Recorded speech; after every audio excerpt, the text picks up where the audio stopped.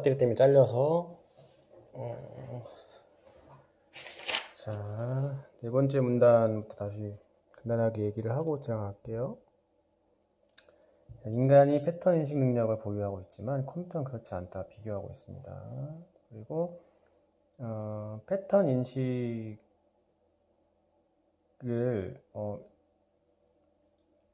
컴퓨터에서 패턴 인식 기술이 필요한 이유가 인간은 할 수 있는 거지만 컴퓨터는 못하기 때문인 거죠. 그래서 이제 이렇게 끊어볼 수 있을 것 같고, 패턴 인식의 개념적 정의를 내리고 예를 들고 있습니다. 그래서 패턴 인식이라는 건 특징, 탐색 후 분류하는 걸로 진행이 된다. 이렇게 얘기를 하고, 네 번째 문단에서 패턴 인식의 개념 그리고 방법을 소개하고 있는 걸로, 그러니까 여기에 예를 들어 이렇게 되어 있죠.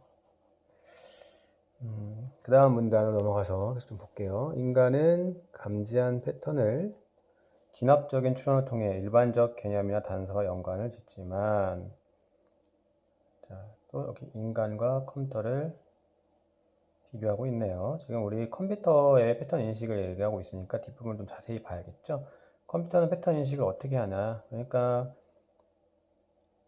감지한 패턴을 처리하는 방식에 대한 얘기입니다. 입력 데이터를 통계적 모집단 중 하나와 연관시킬 수 있는 상대적 가능성을 추정한다. 상대적 가능성을 추정한다. 이렇게 되어 있고요. 입력 데이터를 통계적 모집단 하나와 연관을 시킨대요. 이 무슨 말이야? 했을 때 이때 통계적 모집단은 이렇게 나옵니다. 자, 그러면 여기서 컴퓨터가 패턴을 어떻게 처리하느냐, 컴퓨터가 패턴을 처리하는 방식을 소개했는데, 이게 이제 일반적이고 추상적인 중심 내용이라고 할 수 있겠죠. 이때 통계적 모집단은, 자, 이렇게 앞에서 나온 말이 또 나온다, 연관을 시켜 생각할 수 있어야겠지. 여기 통계적 모집단 나왔는데 이거는 뭐 하는 거냐면 부연하는 거예요. 부연. 여기 보면은 부연이란 말 있죠. 요거 덧붙여서 설명해 주는 거예요. 왜? 그 말이 무슨 말인지 알아야 이 내용이 이해가 될 테니까. 그래서 통계적 모집단이 뭐냐? 기존에 입력된 많은 데이터 가운데 추정에 필요한 단서나 정보를 알 수 있는 특성을 갖고 있는 표본이다.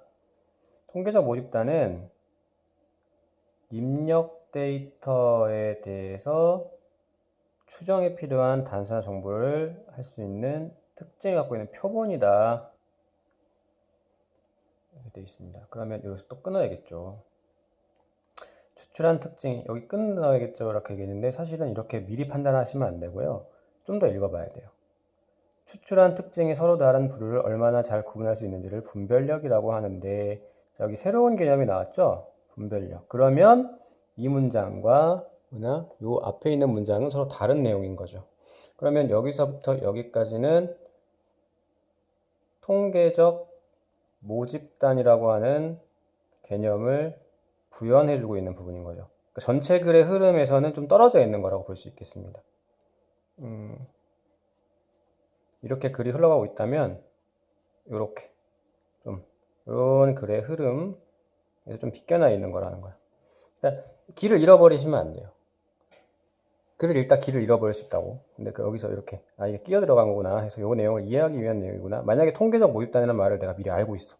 통계에 대한 지식이 있다거나 미리 공부를 해서 나중에 이제 비문학을 이해하기 위한 지식을 비문학 제재를 통해서 알 수 있는 어떤 그런 내용들을 준비할 건데, 미리 알고 있을 수 있죠. 통계적 모집단이라는 말을. 비문학은 배경 지식 필요하냐 안 필요하냐 논의가 다른 어떤 채널들이나 아니면 강의하시는 분들이나 여러 가지 이야기가 있겠지만은 결론은 비문학에서 배경 지식은 필요하다는 거예요. 근데 그 배경 지식을 위한 배경 지식으로 생각하시면 안 되고, 글을 읽기 위한 배경 지식, 그럼 글을 이해를 빠르게 하기 위한 배경 지식을 갖고 있는 게 중요하다는 말씀을 드리고 싶어요. 당연히 통계적 모집단이 뭔지는 본문에 나옵니다. 그렇지만 여기 끼어 들어가 있는 이런 부분들을 쉽게 빠르게 읽고 지나갈 수 있으려면 통계적 모집단이라는 말을 알고 있으면 좋겠죠. 통계 공부하는 학생들은 통계적 모집단이라는 말이 쉽게 이해될 것이고, 수학이나 뭐 이런 데서 통계를 못 들어봤으면은 자세히 읽어봐야 되는 거, 그만큼 시간이 뺏기게 되겠죠. 예, 어쨌든 좀 딴 얘기였고요. 추출한 특징이 서로 다른 부류를 얼마나 잘 구별할 수 있는지를 분별력이라고 하는데, 각각의 부류가 서로 다른 특징을 보일수록 입력된 데이터를 분류하는 데 유리하다. 서로 다른 특징일수록 분류에 유리해. 자, 분별력이라는 개념에서 특징이 다를수록 분류도 유리해. 이런 관계가 하나 나왔습니다. 기술 분야의 질문이라고 볼 수 있겠죠. 융합인데 기술 영역이잖아. 과학이나 기술은 관계. 중요하다고 했죠. 이때 기존에 입력된 데이터에서 특징을 추출하기 위한 시도가 너무 적거나 너무 단순하면 데이터를 특징 지을 수 없다. 특징이 다를수록 유리하고요. 특징이 너무 없어. 너무너무 없어. 그러면 당연히 특징 지을 수 없죠. 특징을 추출하기 위한 시도라고 되어 있습니다. 이게 뭐에 대해서 얘기하고 있는지를 잘 봐야 돼요. 기존에 입력된 데이터에서 이거죠. 동그라미 여기 쳐야지. 특징을 추출하기 위한 시도. 이렇게 되어 있습니다. 특징이 적다는 얘기가 아니에요. 다시 말씀드리면 특징이 적다는 얘기가 아닙니다.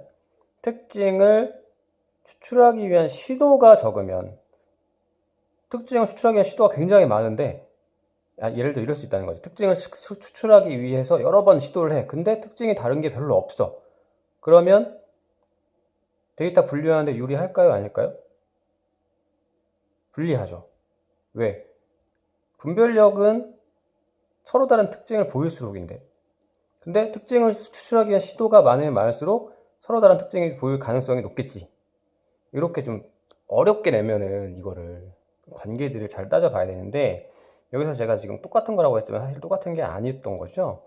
특징을 추출하는 시도. 자, 이거죠. 그러면은 요 관계들은 요렇게 돼서 요거랑 요거를 매개로 해서 엮어볼 수 있겠죠. 예를 들면은 좀 다른 걸 갖고 요거를 정리를 해볼게요. 지금 이렇게 글을 읽으면 시간이 많이 없어지잖아요. 그러면 안 돼요. 근데 이거는 왜 제가 자세히 보여드리냐면, 여러분이 시험 상황에서 문제를 풀기 위해서는 이렇게 동그라미 빗금만 가지고 하는 거고, 그러니까 여기서 지금 제가 말씀드리고 싶은 거는 특징을 추출하기 위한 시도라는 이 부분에 동그라미를 쳐야 된다는 거. 그리고 기술 분야의 지문이니까 관계를 봐야 되는데, 이런 거죠.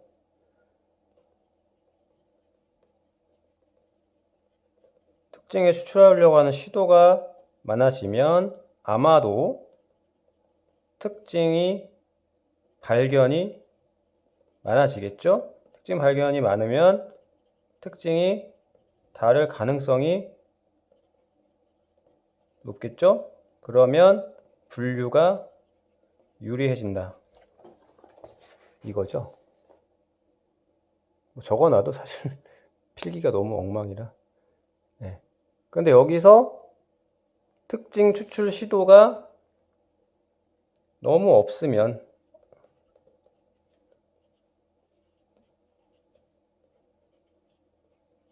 이렇게 볼 수 있겠죠? 자, 이 얘기가 여기 있는 데이터를 특징 줄 수 없는 이유입니다. 그러니까 분별력이라고 하는 개념과 특징을 여기까지 설명했고요. 다시 특징을 추출하기 위한 시도에 대한 얘기를 하는 거지. 선생님 빗금을 이렇게 그어놓고 있습니다. 기존에 입력된 데이터에서 쭉 읽었고요. 반면에 너무 많이 혹은 너무 복잡하게 시도하면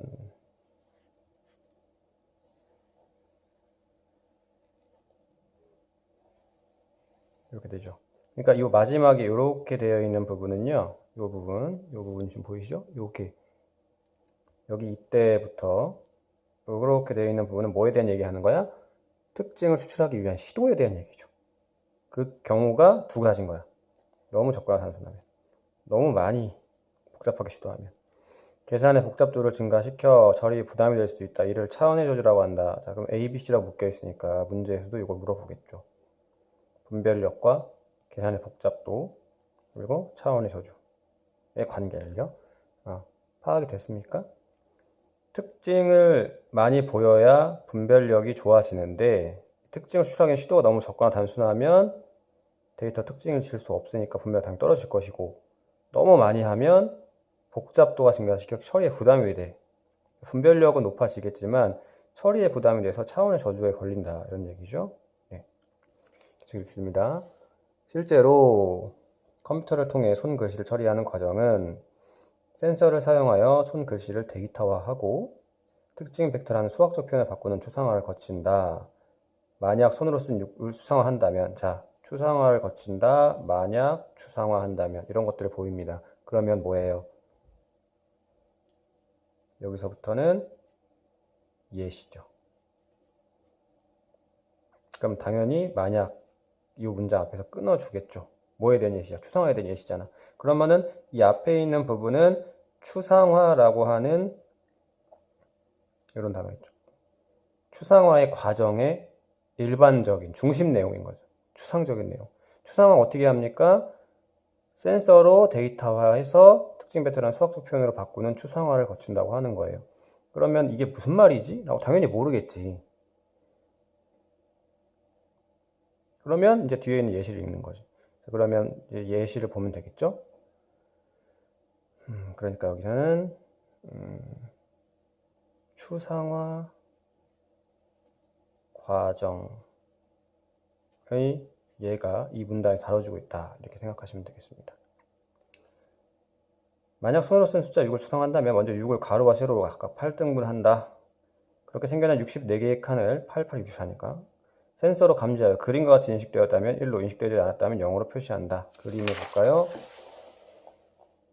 이렇게 되어 있네요. 여기서 이 그림을 보면서 이해하면 도움이 되겠죠. 당연히 가지고 나왔으니까. 하나, 둘, 셋, 넷, 다섯, 여섯, 일곱, 여덟. 하나, 둘, 셋, 넷, 다섯, 여섯, 일곱, 여덟. 8, 8이 64에 여기 되어 있고요. 이 6이 이렇게 1로 표시되어 있는 부분에 인식되고 있죠. 그러면은 인식이 되면 1, 인식이 안 되면 0, 이렇게 표시한다는 뜻입니다. 각각의 개별적인 칸들은 특징이 될 것이고 각각의 개별적인 칸이 특징이다. 이들을 수학적인 표현으로 바꾸면 64점의 특징 벡터와 같이 왼쪽 상단에서부터 차례대로 쓸 수 있고 이때 x가 특징 벡터가 된다. 왼쪽 상단이 여기잖아요. 요거부터 x1 이런 식으로 해서 x64가 된다는 얘기겠죠. 이렇게 간다는 건지 모르겠는데. 그러나 이 방식에서 x1과 같은 특징들은 첫 번째 요거요. 0. 숫자 4나 8에서도 0일 것이므로 쓸모가 없다. 자, 이거 생각을 하시면서 읽어야 돼요. 네, 그림을 설명하고 있으니까 숫자 4를 여기다 쓴다고 해도 숫자 8을 쓴다고 해도 여기에는 표시가 안 들어갈 거니까 당연히 0일 거야, 이런 얘기죠. 대신 가로와 세로 8개의 개별적인 화소들을 상단과 하단으로 이등분하여 상단, 윗단과 아랫단으로 이등분했다. 그러면 여기 6과 18로 나눠져 있네요. 이렇게 나눈다는 거죠. 상단 총합과 하단 총합의 비를 첫 번째 특징 y1으로 6과 18을 y1 여기 들어가는 거니까 여기 들어갔죠. 18분의 6. 좌단, 우단으로 2등분하여 좌단 총합과 우단 총합의 비 이렇게 또 나눠서 14, 10 그래서 10분의 10으로 특징으로 삼아보자. 이렇게 하면 2차원의 특징 벡터 y는 y2, y1 이렇게 특징 벡터라고 생각하는 이게 지금 이걸 얻을 수 있대요. 자, 여기서 중요한 건 뭐냐면 이게 뭐지? 를 몰라도 상관이 없죠. 글을 읽으면서 이런 말이 이렇게 표현되는 거구나 라는 거예요. 수학을 잘해갖고 특징 벡터라는 걸 알아. 그러면 더 이해가 쉽겠죠. 근데 그렇지 않더라도 이해할 수 있는 부분이죠. 숫자 6의 경우는 자 18분의 6하고 10분의 14가 될 것이다. 이렇게 되어 있는 거고요. 이해됐습니다. 이해됐으면 상관없죠. 이런 방식으로 기존에 입력된 다양한 모양의 손글씨 6의 특징 벡터를 추출해보면 일정한 경향성을 얻을 수 있다. 이게 여기까지가 특징 벡터화 하는 과정이고요. 앞에서 말한 추상화라는 건 이걸 한 번만 한다는 게 아니란 거예요. 이런 방식으로 기존에 입력된 다양한 모양의 손글씨 6의 특징 벡터를 추출해보면 일정한 경향성을 얻을 수 있다. 다양한 모양을 특징 벡터를 추출하면 경향성이 나타나. 그리고 이러한 수학적 특성을 통해 컴퓨터는 손으로 써서 입력되는 숫자를 분류할 수 있게 된다. 자, 이 과정이 추상화예요. 그러니까 특징 벡터화를 여러 번 하는 거죠. 그래서 숫자를 분류할 수 있게 된다. 그러면 여기 앞에서 특징을 찾는 거, 그리고 여기는 분류하는 거. 아까 여기서 손글씨를 데이터에서 특징 벡터라고 해서 추상화 한다고 했죠. 네. 특징과 분류. 이거는 패턴 인식의 방법이었죠. 특징과 분류. 예. 그래서 이 글은 전체적으로 특징 벡터라는 방식을 통해서 특징을 분류